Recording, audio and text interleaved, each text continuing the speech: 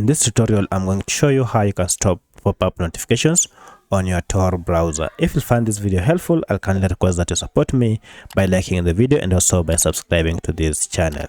Alright, let's get into it. So if you want to permanently stop pop-up notifications from Tor browser, the best way to go about it is to access the Tor browser app information page. Now to do so, you can easily do this through settings. So if I go to settings,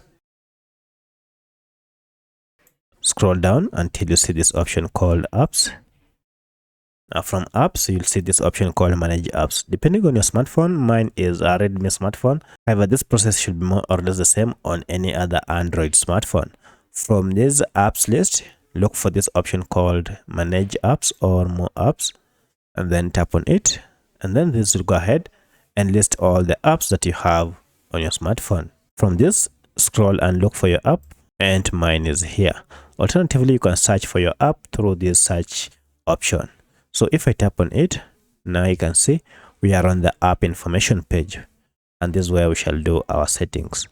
However, if getting to this page is quite tedious for you or complex, let me show you a shortcut method that you can use. For this, just go back and then look for your app. Once you identify or locate your app, just long press on it and then choose this option called app info.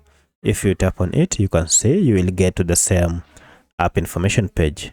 From here, scroll down under permissions, you'll see we have this option called notifications.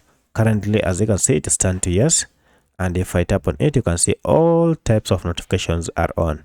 Now, instead of turning off one by one like this, just go ahead and choose this option called show notifications and then toggle off. From now henceforth, you'll never again see those pop-up notifications coming from your Tor browser.